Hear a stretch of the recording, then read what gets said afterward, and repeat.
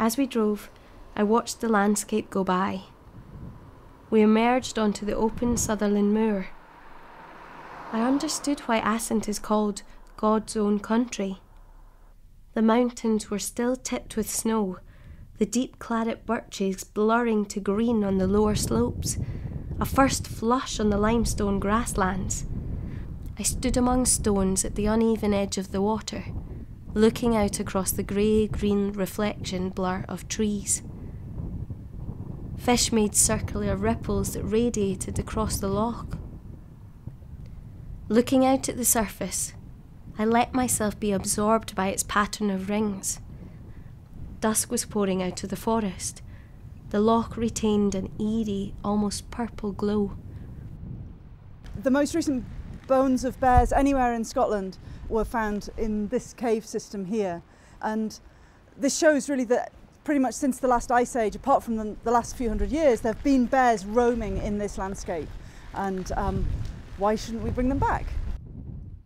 We've got a huge amount of space. We're not talking about having bears roaming in sort of the suburbs of our major cities. We're talking about the possibility of them returning to these vast areas of wild land. This changed everything. I found myself looking out of the window not just at hills and moors, but at potential bear habitat.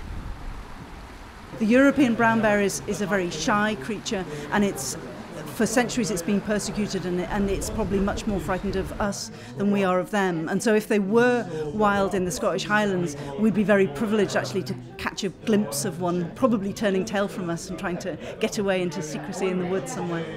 It comes up again and again in the book that different characters have the idea that maybe bringing bears back to Scotland could be that symbol of rebirth being used in Scotland to symbolise the rebirth of the Scottish nation. One of the most exciting things about Assynt is that we, the community, have now owned so much land, and it's no longer just up to some rich landowner to decide how his playground is going to be used. It's now down to us, the community, to decide how we manage the land, and to take a really long-term view and say, what should the land be like for future generations of people who live here?